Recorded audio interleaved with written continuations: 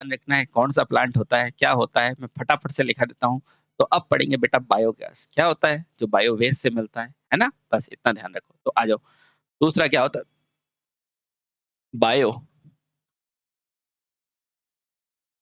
Gas संयंत्र,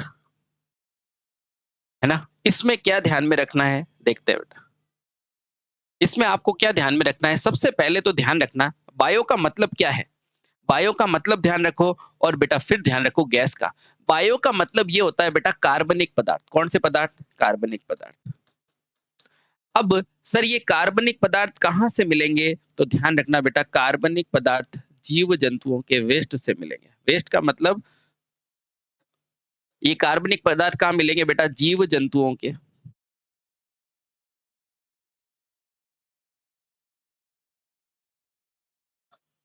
जीव जंतुओं के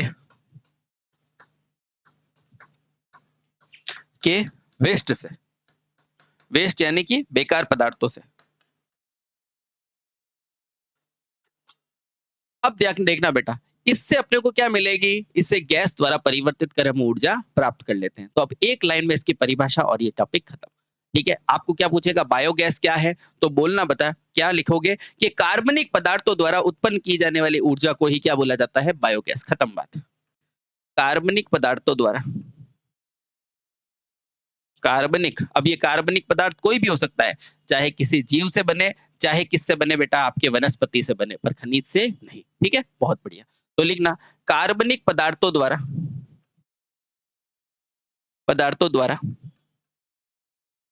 उत्पन्न उत्पन्न ऊर्जा को क्या कहा जाता है? ऊर्जा को ही क्या कहा जाता है बेटा?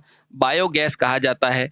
अब बेटा ये सबको पता है बेटा, बायोगैस में प्रमुख तत्व कौन सा होता है? मीथेन। और मीथेन में क्या होता है? सी यानी कि कार्बन, है ना? तो वो लिखने की जरूरत नहीं है। ठीक है? बहुत बढ़िया। को ही बायोगैस कहा जाता है। बायोगैस ऊर्जा कहा जाता है। बस ये चीज ध्यान रखना। अब जो पॉइंट लिख रहा हूं, ये जो कार्बनिक पदार्थ है ना, तो लिखना ज्ञात रहे।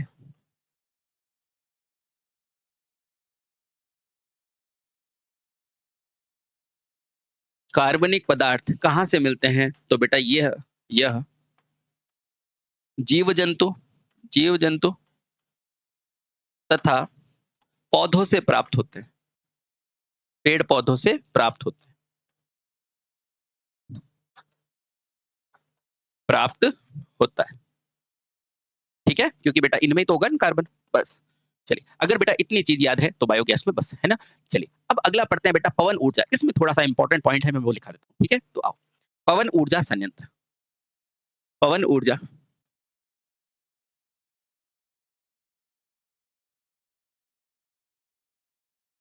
यानी वह प्रकार की ऊर्जा जो किससे बने बेटा? पवन से बने। अच्छा, तो पवन से क्या बेटा? पवन में क्या होता है? भार होता है, द्रव्यमान होता है, और उससे क्या घूमता है बेटा? टरबाइन। ठीक है? आओ, तो पहले बेटा इसका चित्र बना देते हैं ताकि आपको सारी चीजें समझ में आ जाएगी। मान लिया बेटा यहाँ से हवा का इनपुट हो रहा है। बोलो। अच्छा, इसके बाहर बेटा यहाँ से क्या है? हवा का वेग है। क्या है बेटा? ये मान लेता हूँ हवा का वेग है। अच्छा, ये क्या है सर? तो मैं कहूंगा हवा का वेग। हवा का वेग। सर इस हवा के वेग में क्या होगा? तो मैं कहूंगा द्रव्यमान होगा। है कि नहीं? हाँ।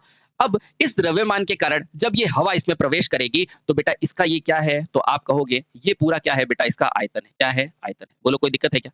नहीं। वी का मतलब क्या होता है बेटा? आयतन होता है। बहुत बढ़िया। यहाँ हवा का वेग किसमें है? तो बेटा यहाँ स्मॉल वी है। ठीक है? अब ये पूरा क्या है? ये वो क्षेत्रफल है। ये क्या है बेटा? क्षेत्रफल है जिसके थ्रू बेटा हवा पास कराई जाएगी। कहाँ पास कराई जाएगी? तो बेटा टरबाइन पर पास कराई जाएगी। अच्छा, तो यहाँ पर बेटा, यहाँ पर हमने बना दी दो तरह की ब्लेड्स। ये क्या है? ब्लेड है। पवन चक्की बनाते हैं ना? हाँ। तो इस तरह बेटा आपकी क्या बन जाएगी? ये पवन चक्की के दो ब्लेड बन जाएंगे। क्या बन जाएंगे? पवन चक्की के दो ब्लेड। और यहाँ पीछे क्या लगा है? जनरेटर का सेट लगा होता है, और बेटा इस तरह ये लगा होता है। ये कौन सी चक्की है? तो बेटा ये है पवन चक्की।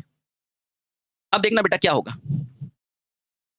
जब यहां से बेटा आप हवा डालोगे ना, तो ये हवा कहाँ जाएगी बेटा? इस ब्लेड के पास। और ब्लेड जैसे जैसे घूमेगा तो बेटा वहां से यहाँ से क्या होती है? बिजली उत्पन्न हो जाएगी, और नीचे आप क्या करोगे? अलग अलग प्लांट्स को भेज दोगे। ठीक है? बहुत बढ़िया। तो ये होती है। अब ये पूछेगा ये दोनों क्या है? तो बोलना ब्लेड। इनको क्या बोला जाता है बेटा? ब्लेड। किसकी ब्लेड? तो बोलना बेटा ब्लेड का मतलब होता है पंखे।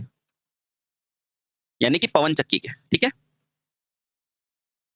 पवन चक्की के, ठीक है? चलिए, यानी कि जब हवा इन ब्लेड्स को काटेगी, यानी कि ब्लेड के ऊपर गिरेगी तो बेटा ब्लेड घूमेगा और बेटा जैसे-जैसे ये ब्लेड घूमेगा तो वैसे-वैसे इसके अंदर का टरबाइन भी घूमेगा और टरबाइन के घूमने से बेटा क्या है, आगे जनरेटर भी घूमेगा और बेटा जनरेटर घूमने से क्या होगा, विद्युत ऊर्जा पैदा करेगी, बस ये काम है, ठीक है? बहुत बढ़िया। तो यहाँ से क्या समझा कि इसमें वायु का बेटा क्या होता है, विशाल द्रव्यमान के कारण बेटा क्या होती है, गतिज ऊर्जा मिलती है और इस गतिज ऊर्जा से क्या घूमती है, पवन चक्की घूमती है। तो आ जाओ, तो इस संयंत्र में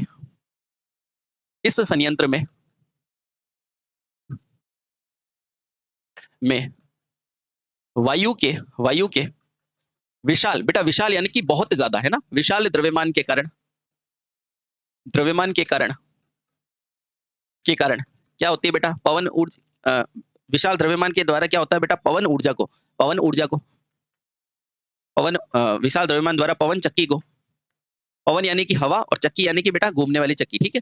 पवन चक्की को घुमाया जाता है। अब ध्यान रखना बेटा, जैसे-जैसे ये पवन चक्की घूमेगी ना वैसे जनरेटर भी घूमेगा, ठीक है? तो जैसे-जैसे पवन चक्की घूमती है,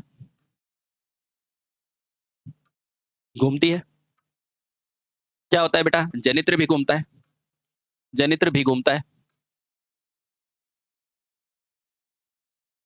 और बेटा क्या होता है, विद्युत ऊर्जा का उत्पादन हो जाता है। विद्युत ऊर्जा का उत्पादन भी हो जाता है। अब बेटा जो लाइन लिखाऊंगा वो बेहद इंपॉर्टेंट होगी। मुझे बताओ, इसमें ऊर्जा जो होगी वो सीमित होगी या असीमित होगी, मुझे सिर्फ ये बता दो। इसमें ऊर्जा सीमित होगी या असीमित होगी, मुझे केवल ये बता दो।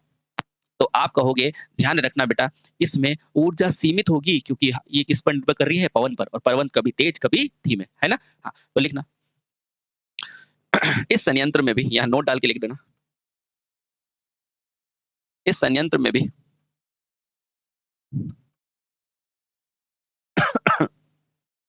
ऊर्जा उत्पादन क्या होता है बेटा, सीमित होता है। ऊर्जा उत्पादन सीमित होता है, सीमित होता है। क्या बेटा समझ पा रहे हैं? बिल्कुल सर समझ पा रहे हैं, ठीक है? कभी-कभी बेटा वैसे तो पूछता नहीं है, यहाँ पर बेटा एनर्जी का मान पूछेगा तो उसको मेरे हिसाब से डायरेक्ट याद कर लो बेटा, ई एनर्जी जो होती है ना, ई एनर्जी, वो क्या होती है बेटा, मुख्य रूप से क्या होती है, गतिज ऊर्जा होती है, यानी कि हाफ एम वी स्क्वायर। बेटा यहाँ तक कोई दिक्कत है क्या? नहीं सर, यहाँ तक कोई दिक्कत नहीं है। बहुत बढ़िया। अब देखना बेटा, अब सुनो, यहाँ से बेटा एक छोटा सा गेम देखना, क्योंकि मुझे इस वायु का वेग चाहिए, मुझे बताओ, यानी कि वायु का भार चाहिए। बेटा वायु का भार कोई निकाल सकता है क्या? नहीं, लेकिन जब इस पात्र में डालूंगा ना बेटा, वायु का भार आएगा, देखना। आपको एक सूत्र ध्यान है, चलो मैं निकाल ही देता हूँ, फिर आप कहोगे, चलो निकालते हैं, आओ। अब यहाँ से बेटा ये सूत्र ध्यान रखना, हम जानते हैं कि वायु से क्या होगा बेटा, टरबाइन को क्या मिलेगी, गतिज ऊर्जा। टरबाइन को गतिज ऊर्जा यानी कि गति करने के लिए आवश्यक ऊर्जा मिलेगी, है ना? तो निकाल देते हैं, चलो। गतिज ऊर्जा मिलती है कि नहीं? मिलती है। तो यहाँ से बेटा गतिज ऊर्जा का सूत्र क्या हो जाएगा, यानी कि ई ऊर्जा का सूत्र क्या आएगा बेटा, आप कहोगे हाफ एम वी स्क्वायर। बेटा ये सूत्र सबको आता है ना गतिज ऊर्जा का, ठीक है? बेटा एम क्या होता है, एम है द्रव्यमान, और ध्यान रखना बेटा वी क्या है, वेग है। बोलो यहाँ तक कोई दिक्कत है क्या? आराम से देखना, कोई दिक्कत है क्या? ठीक है, एम वी स्क्वायर, बहुत बढ़िया, चलिए बहुत सही। अब देखना बेटा, ये मुझे किसका निकालना है, द्रव्यमान। अब मैं ऊर्जा का द्रव्यमान निकालना है, अच्छा, और ऊर्जा के अंदर क्या है, वायु है, बहुत बढ़िया। तो इधर आओ बेटा, आपको एक सूत्र याद है, हम जानते हैं, क्या जानते हैं सर, कि जो घनत्व होता है ना बेटा, घनत्व, किसी भी पदार्थ का घनत्व, भैया है तो एक तरह की पदार्थ ही है ना, तो पदार्थ का घनत्व बराबर क्या होता है बेटा, आप कहेंगे द्रव्यमान, यानी कि m बटे में क्या होता है बेटा, आयतन। क्या ये सब जानते हैं? बिल्कुल सर जानते हैं। अब देखो बेटा, इधर आ जाओ, अगर मान लिया बेटा ये पूरा आयतन है और इसका घनत्व मैं मान लेता हूँ रो, ये क्या है बेटा, घनत्व है। तो क्या यहाँ से क्या आप ऐसे नहीं लिख सकते साथी कि भैया m बराबर मेरे लिए क्या हो जाएगा, तो m बराबर हो जाएगा बेटा, ये घनत्व है, ये आयतन है, यानी कि v। तो बेटा इसको ऐसे d इंटू वी नहीं लिख सकते, और घनत्व को मैं मान लेता हूँ रो, क्या मान लेता हूँ, रो, ठीक है? हाँ, तो यहाँ से मैं m बराबर क्या लिख सकता हूँ, तो मैं m बराबर लिखता हूँ रो इंटू वी। क्या ये लिख सकता हूँ क्या? आप कहेंगे सर 100% लिख सकते हैं, बस कुछ भी नहीं है बेटा, इसको रख दो, है ना? आयतन के बराबर ही वॉल्यूम होगा, है, वेग होगा, तो बेटा यहाँ लिख दो। तो इस मान को बेटा कहाँ रखना है, समीकरण 1 में रखना है, इसमें रखना है, समीकरण 1 में रखने पर। अब ध्यान रखना बेटा ये आयतन के बराबर ही वेग होगा, है ना? तो यहाँ जैसे ही रखोगे ना, तो यहाँ से मेरा क्या मिल जाएगा? अगले पेपर पे लिखते हैं। E बराबर क्या होता है? हाफ एम वी स्क्वायर, और बेटा m का मान कितना निकाला? रो इंटू वी, इसको रख दो यहाँ पे। तो E बराबर क्या हो जाएगा बेटा? हाफ m की जगह क्या लिखा? Rho into we square. बोलो कोई दिक्कत है क्या? आप कहोगे नहीं सर कोई दिक्कत नहीं है। बहुत बढ़िया।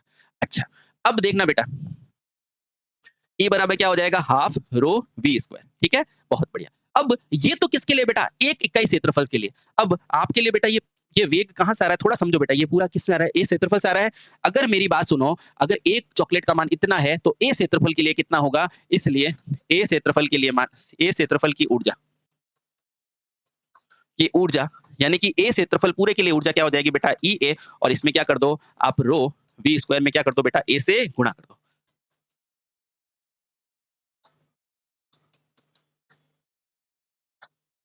बोलो समझ में आया?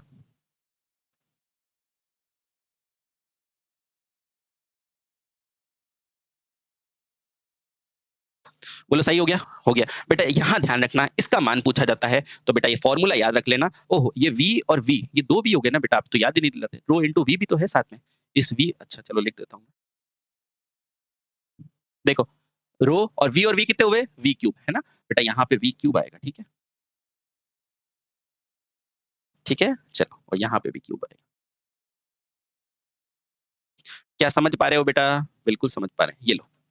ठीक है, चलिए ये सूत्र याद रखना, ठीक है? अब बेटा ध्यान रखना, इसके अंदर कुछ हानियां होती है, उस प्लांट की हानियों का आप ध्यान रखना। क्या ये समझ में आ गया ना? आसान था ना? आपको बस ये याद रखना, ज्यादा कुछ नहीं। ठीक है, बहुत बढ़िया। अब ध्यान रखना, इसकी कुछ हानियां होती है, तो लिखना हानियां। क्या होगी हानियां? देखना बेटा, तो पहली हानि तो आप क्या ध्यान रखना, पहले लिखना बेटा पवन ऊर्जा पवन के बहने पर निर्भर करती है, अतः इसकी शक्ति क्या होती है? कम होती है। क्योंकि पवन ऊर्जा पवन ऊर्जा पवन के पवन क्या होती है बेटा? हवा के बहने से बनती है बनती है, तथा हवा हमेशा एक सी नहीं होती, एक समान नहीं होती, समान नहीं होती है भाई, मौसम है ना इसलिए। अतः इस संयंत्र की क्षमता कैसी होती है? इस संयंत्र की क्षमता क्या होती है? सीमित होती है। संयंत्र की क्षमता कैसी होती है बेटा? सीमित होती है। सीमित, या फिर कह सकते हैं बेटा कम, सीमित या कम होती है। क्या बेटा ये पॉइंट समझ पा रहे हैं? बिल्कुल सर, ये पॉइंट हम समझ पा रहे हैं। बहुत सही। ठीक, चलिए अब ध्यान रखना बेटा, पवन ऊर्जा में निर्माण लागत भी बहुत ज्यादा होती है। तो अगला पॉइंट लिखो हानि में, इसकी निर्माण लागत भी अधिक होती है। लागत भी क्या होती है बेटा? अधिक होती है, ज्यादा होती है, अधिक होती है। पर फिर से वही बात है, निर्माण लागत भले अधिक हो, इसमें प्रदूषण नहीं होता है। ठीक है, बहुत सही। अच्छा, अब एक चीज और बहुत खतरनाक है, इधर आना बेटा। अब देखो, ये जो पंखे होते हैं ना बेटा पवन ऊर्जा के, ये वाले पंखे, ये बहुत ऊंचाई पर होते हैं। अब आपको पता है ये घूमेंगे, लेकिन आपको पता है परिंदे होते हैं ना, परिंदे, उनको बेटा इससे बहुत प्रॉब्लम होती है। जब ये घूमते हैं ना, वो कभी कभी कट जाते हैं, मर जाते हैं। तो ध्यान रखना, इनसे जाने अनजाने में बेटा परिंदों की भी मौत हो जाती है। तो ये भी बेटा क्या है? हानि है। तो ध्यान रखना, आकाश में उड़ने वाले पक्षियों को बेटा इन पंखों से खतरा हो सकता है। अगला लिखो, लास्ट के अंदर और स्टार बना के लिखना है बेटा। एक क्वेश्चन आया था यूपीपीसीएल में, आकाश में उड़ने वाले परिंदों को इससे खतरा होता है, इससे खतरा होता है। क्या बेटा क्लियर हो गया? हाँ सर, 100% क्लियर हो गया। तो ये हो गया बेटा आपका पवन ऊर्जा भी कंप्लीट। अब इसी तरह से बेटा 2 प्लांट और होते हैं, उनको भी अपन पढ़ ही लेते हैं। चलिए, एक तो होता है बेटा जैसे बड़े वाले जो हाइड्रो प्लांट होते हैं, वो तो क्या होते हैं? हाइड्रो। ये होते हैं बेटा माइक्रो हाइड्रल, यानी कि छोटे प्लांट। इसमें भी सेम है, हाई हीट ऊंचाई पे होगा तो कापलान, फ्रांसिस टरबाइन। चलो पर लिखना तो पड़ेगा ना। हाँ, तो अब पढ़ते हैं, कौन सा पढ़ेंगे बेटा? Micro hydel power plant. ठीक है, इसमें भी इंपॉर्टेंट चीज पढ़ेंगे, डोंट वरी, है ना? ये कितना नंबर हो गया? चलो, अब अगला पढ़ते हैं बेटा, कौन सा? चौथे नंबर का या 5वें नंबर का, micro hydel power plant. To the point चीजें याद रखना बेटा, क्योंकि इंपॉर्टेंट सारी बेहतरीन चीजें आप पढ़ चुके हो। ठीक है, चलिए बहुत सही। क्या होता है सर, ध्यान रखना। तो इसमें इस प्रकार के ऊर्जा स्रोत में क्या होता है बेटा, कम जल ऊर्जा की स्थिति में भी उत्पादन हो सकता है ना? ठीक है। या आप सिंपल सा ये देखो, माइक्रो मतलब क्या होता है, छोटा या कम। हाइड्रल यानी कि क्या होता है, पानी, है ना? तो लिखना बेटा ऐसे संयंत्र जहां जहां क्या होता है बेटा, कम जल से भी से भी उत्पादन हो सकता है, उत्पादन हो सकता है। बड़ा हो तो क्या हो जाएगा, हाइड्रल, है ना? हो सकता है। चलिए बहुत बढ़िया। क्या यहां तक क्लियर? क्लियर, तो बहुत बढ़िया। अब ध्यान रखना, इसके अंदर ध्यान रखना बेटा, अगर जल शीर्ष कम है या मध्यम है या उच्च है तो उसके लिए टरबाइन का नाम पूछा जाता है। तो ध्यान रखना बेटा, यहां से मैं एक क्वेश्चन आपको लिखा देता हूं, रुकिए। इसमें जो जो पूछेगा मैं वो लिखा लेता हूं, देखो बेटा। अब या तो आपको क्या पूछेगा, जल शीर्ष का, वैसे तो आपने पढ़ लिया है ना उसमें, हाँ थोड़ा सा रिवाइज कर लेते हैं उसको। अगर जल शीर्ष का पूछे, क्या पूछेगा, जल शीर्ष का। तो बेटा अगर जल का शीर्ष क्या होता है, कम होता है, तो मैंने आपको क्या बताया था, तो आपको बताया था कि अगर कम होता है तो बेटा कौन सा टरबाइन, कापलान टरबाइन। ठीक है। अगर जल शीर्ष की ऊंचाई बेटा क्या होती है, मध्यम होती है, तो कौन सा टरबाइन होता है, तो याद करो बेटा कौन सा होता था, फ्रांसिस, फ्रांसिस टरबाइन। बहुत बढ़िया। और अगर जल टरबाइन बेटा बहुत ऊंचे शीर्ष की होगी, उच्च होगा, तो बेटा कौन सा टरबाइन होता था साथी, तो आप बोलेंगे पेल्टन टरबाइन। सर ये तो वहां पे भी था, तो बेटा चीजें बदलेगी थोड़ी ना, टरबाइन।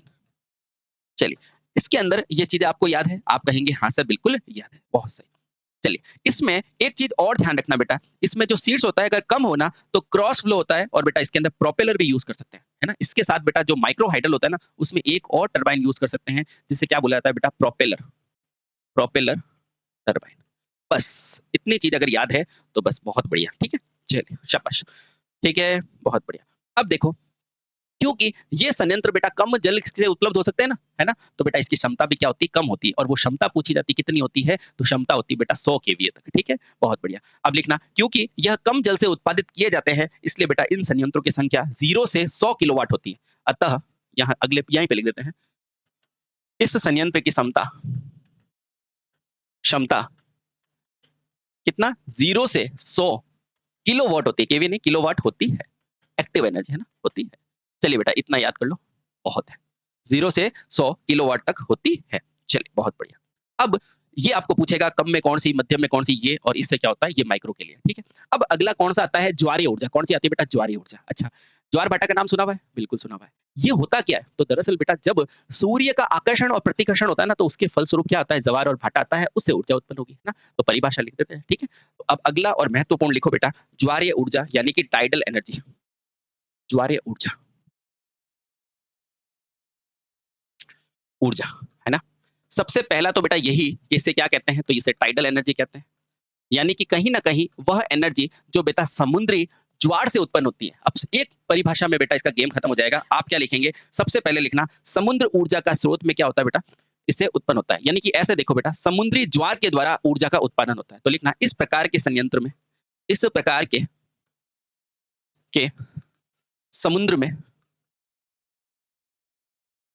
समुद्री समुद्री अब ये जो ज्वार है ना, इस ज्वार को ही बेटा क्या कहते हैं, लहर, या कह सकते हैं तरंग द्वारा द्वारा क्या करते हैं बेटा, ज्वारीय ऊर्जा का, ज्वारीय ऊर्जा का उत्पादन होता है। क्या होता है बेटा, उत्पादन होता है। क्या इस बात को समझ पा रहे हैं? हाँ। अब इसका कारण लिख दो। इसका कारण क्या है? इसका कारण है बेटा ज्वार और भाटा, ठीक है। बहुत सही। तो लिखना, इस ज्वारीय ऊर्जा का कारण है, ज्वारीय ऊर्जा का कारण बेटा क्या है, ज्वार तथा भाटा, ज्वार तथा भाटा, कुछ भी नहीं है बेटा, समुद्र की लहरों का बढ़ना और घटना, है ना, ज्वार भाटा होता है बेटा। सीधा आपको ये क्वेश्चन पूछा जाता है, होता है।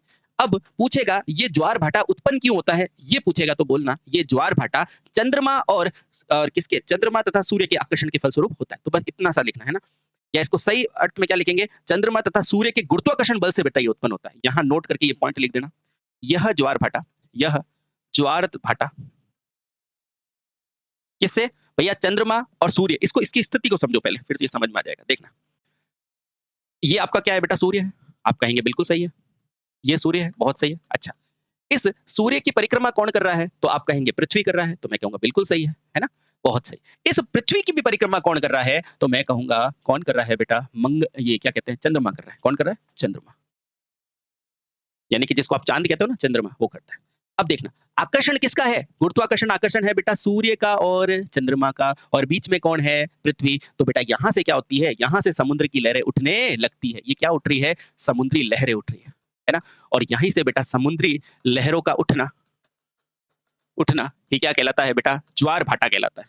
अब ये कब होती है? क्यों होती है? ये चंद्रमा पे, पूर्णिमा पे, अमावस्या बेटा उससे अपने कोई मतलब नहीं। अपने को अगर ये पता चल गया कि ये चंद्रमा और सूर्य के आकर्षण यानी गुरुत्वाकर्षण से उत्पन्न होती है, तो बेटा सारी चीजें अपने कोर्स में क्लियर है, ठीक है? तो लिखना, इन्हीं लहरों का उठना क्या कहलाता है? ज्वार-भाटा। तो अब फाइनली बेटा कंक्लूड कर देते हैं, क्या लिखेंगे? कि ज्वार-भाटा जो होता है ना, ज्वार-भाटा सूर्य तथा चंद्रमा के किसके कारण बेटा? गुरुत्वाकर्षण बल के कारण होता है। गुरुत्वाकर्षण बल के कारण होता है।